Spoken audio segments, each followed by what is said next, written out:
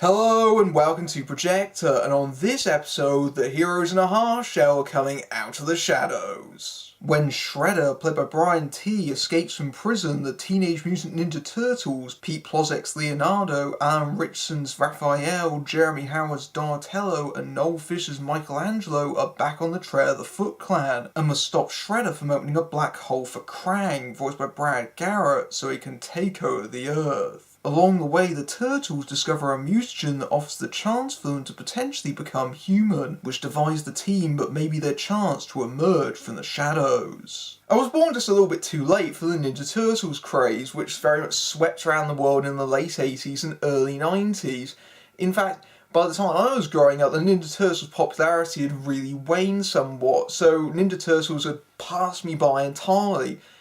And to be honest, I hadn't seen anything of this franchise in its entirety up until last week, when I started going through all the theatrically released movies to give myself some sort of point of reference for this review. And it has to be said that the best of these movies is easily the 1990 film, which has some terrific animatronics and puppetry, but also it finds this nice space with its tone between the dark comic books that Ninja Turtles started off as and the very colourful animated series that became popular for children. The film is very much between these two areas, and it finds a nice space there, as opposed to the sequels, which became cartoons. And yes, I did watch the 2014 Michael Bay produced reboot, directed by Jonathan Liebesman, which I have to say I felt was completely obnoxious. It's very much the Transformers formula applied to Teenage Mutant Ninja Turtles. So it's very loud, very overproduced and overdesigned. And although there are some things that I liked about it, there's also the fact that Liebesman does this weird thing of really emulating Michael Bay's tone in the film, especially in the way that it's kind of leery with regards to Megan Fox and how April O'Neil is depicted. It's very strange, because she's trying to be taken seriously as a reporter, and yet there are several characters in the film, like Will Arnett's Vern and Michelangelo, that are creepily lusting over her. It's very out of place in what was ostensibly a film aimed at children, and you can tell that when they were making that movie that they were really having to address a lot of the fan complaints. You can very much tell a different approach has been taken here. There is a new director at the helm, the appropriately named Dave Green, who previously helmed Earth to Echo, and is apparently a fan of the Ninja Turtles. You can really tell. It feels like the objective here was very much to try and capture more the feel of the animated show, so much so that the theme to that show plays over the closing credits. It feels a lot more in touch with what fans want to see out of these movies, and many of the additions to this movie work out very well. Green is consciously trying to avoid mentioning its predecessor as much as possible. William Fichtner's character, for example, is just swept under the rug. They don't even mention him whatsoever. One thing that is a definite marked improvement is that the Ninja Turtles are the main characters this time out. The previous film felt, for a lot of its running time, like it was April's movie that happened to co-star the Ninja Turtles. They didn't even appear until roughly around the 20-minute mark. Here they're very much front and centre, and they're all given their own little arcs, especially Michelangelo. He's having difficulty trying to reconcile the fact that he can't go out in public. At the start of the film, he very much wants to be embraced in the real world, whereas Splinter and to another extent Leonardo very much feel like they would be outsiders and be considered hostile and unfriendly in this world, and that is the Turtles' core conflict in this movie. And there is a lot more characterization to the Turtles this time out. It feels like they're a lot more distinctive personalities, particularly Leonardo and Raphael. That conflict between those two characters that has been a core tenet of all these movies throughout, it's very prominent here. Speaking of improvements, Leonardo is greatly enhanced by the fact they didn't go over Pete Plozek's voice with Johnny Knoxville like they did in the first movie. And it always struck me when I'm watching the first film that Knoxville's casting was very much 11th hour, and it made no sense for him to be cast as the leader. As much as I like Knoxville, his personality doesn't fit with Leonardo, when it would be much more in touch with someone like Mikey or Raphael. And even though both those characters are actually very well cast in these movies, and Plozek really hammers home the character's intelligence and his leadership qualities. It very much gives you a sense of why he was cast in that role in the first place. I'm still not a fan of the design of the turtles in these movies. They feel way over-designed and very cluttered aesthetically. Really kind of ugly looking. They've had a minor cosmetic change in this movie, I think, but they're virtually identical to the previous designs. I hate the fact that Donatello has glasses simply to signify that he's the nerdy member of the group. It's such a cliche. More noticeably redesigned is Splinter, who looks noticeably greyer and older in this movie.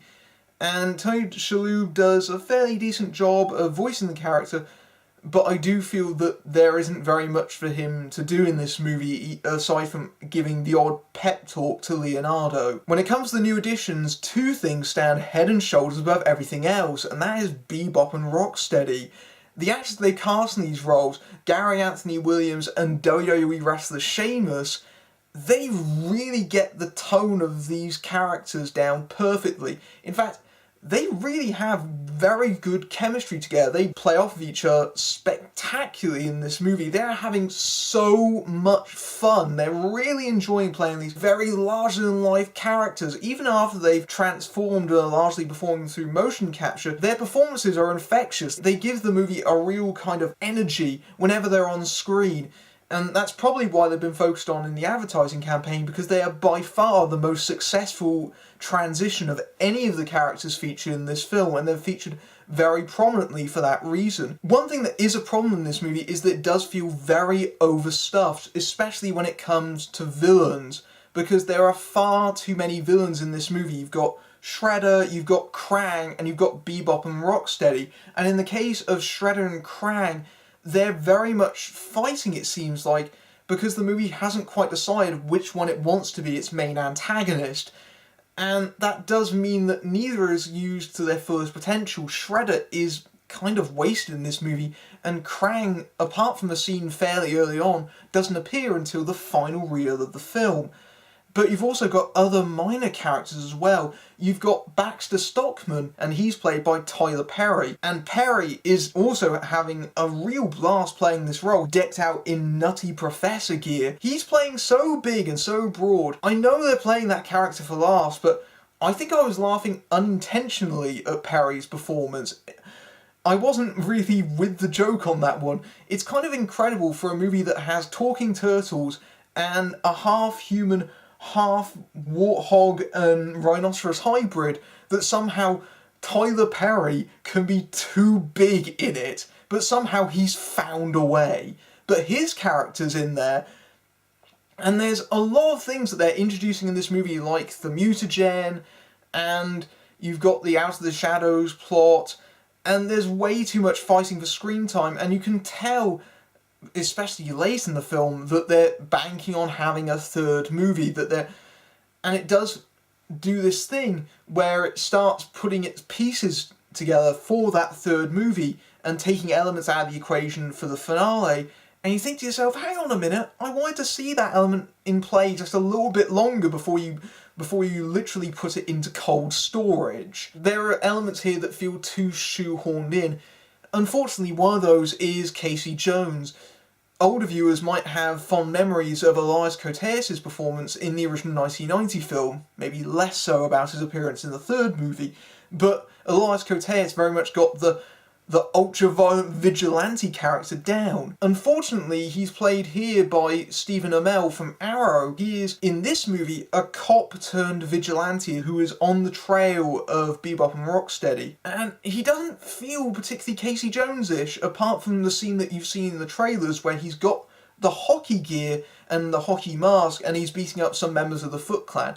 That is the only moment in this movie where he feels like Casey Jones and not generic male hero person whose only the only way you could identify him as being Casey Jones is that occasionally he might drop a reference to hockey. I am thankful that there's less of the human characters in this movie because, to be honest, I really don't like Megan Fox as April O'Neil. She does not work for the character.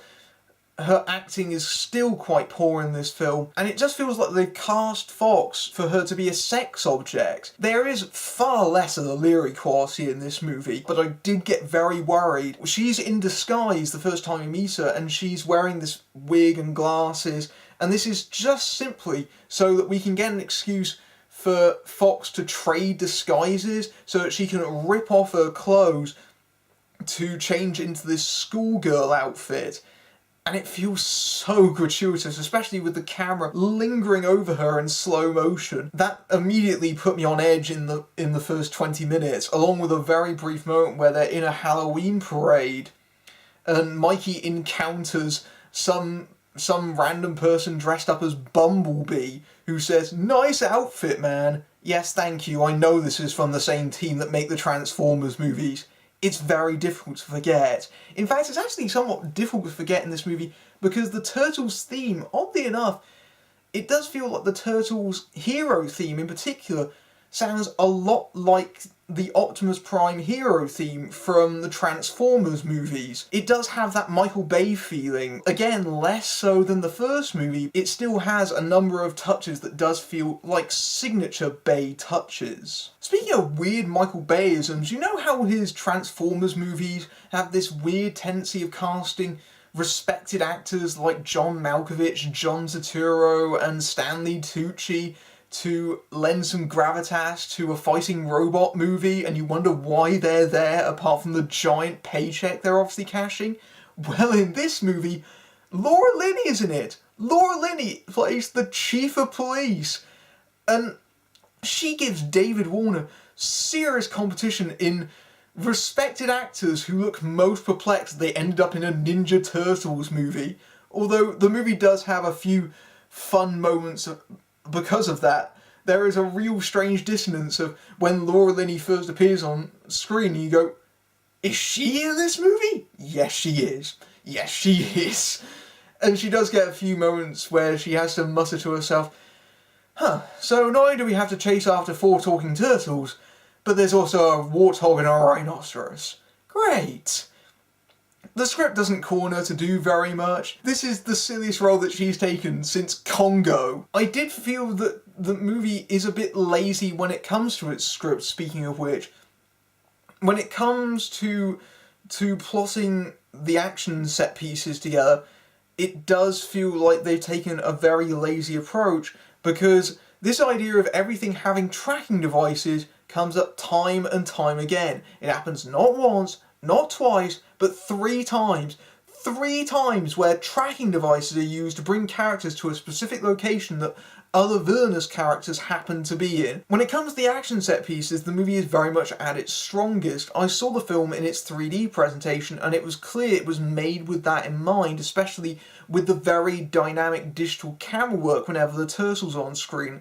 The camera is very much always moving, but the action for the most part is very clean, very clear, and there's a lot of scenes involving characters falling or flying around, and it works well in that format. And there's a couple of moments where they do throw things at the screen at you, and it adds to this very exaggerated cartoonish quality that the world of this film is trying to put across. I think probably the standout set piece is a very lengthy 2-pronged sequence involving a plane which subsequently moves into this sequence where they're fighting in a waterfall, and both of which involve Bebop and Rocksteady and a tank. And that sequence goes on for a good 10 minutes or so, and it works very well. Unfortunately, the film's actual climax does feel rather weak, because again, it does feel like they're stalling somewhat for another movie, but also because the finale of this movie, I couldn't help but think that this was blatantly copying the finale of the original Avengers movie, where they're coming in through a black hole portal and crashing through New York. Uncannily similar in this movie, I have to say. It does feel a little bit too much like a copy of that sequence. Is it the best Ninja Turtles movie? No, that still remains the 1990 film by far. Is it a good movie? I would hesitate to call it that. I would say it's an enjoyable one. I was sat behind a fairly young kid and he was enjoying the movie a lot. He was very much enjoying the fact that Sheamus and Arrow were in this movie and getting very excited that he was seeing the Ninja Turtles on screen. And that is precisely the audience that this movie is aimed at. The filmmakers know who they're targeting this towards. They're aiming this towards kids who are experiencing the Ninja Turtles craze for the first time themselves, but also older, more nostalgic members of the audience that remember it the first time around and want to trip back to their childhoods. And when it comes to those particular audiences, I think the movie succeeds, for the most part, in entertaining them both. It's basically a big, loud, silly, noisy cartoon of a movie. It's a Ninja Turtles movie. It is what it is, for better or for worse. And it delivers exactly what it says on the tin, and you can't really argue with that. Out of the Shadows is a big step up from the first Bay-produced Teenage Mutant Ninja Turtles movie, and a lot of that can be attributed to new director Dave Green, who brings in a lot of fan favourites and characters who have never been attempted on film before, and many of those elements work well. It feels a lot more like a Ninja Turtles film this time out, as they properly take centre stage in some dynamic action scenes, but it's Gary Anthony Williams and Sheamus as Bebop and Rocksteady who steal the film. Unfortunately, many of the returning elements are still issues, particularly Megan Fox's April O'Neil, and the film does try to cram in too much, especially in an Avengers lifted finale, with some characters getting lost in the shuffle, especially Shredder and Stephen Amell's weak Casey Jones. Still not the best Turtles film, but on its own terms, however, it's a live-action cartoon that should entertain kids big and small. Coming up soon, I have some very mixed feelings about Me Before You. We see how Duncan Jones fares with Warcraft, and I spy a review of John le Carre's Our Kind of Traitor on the horizon. But until then, I'm Matthew Buck, fading out.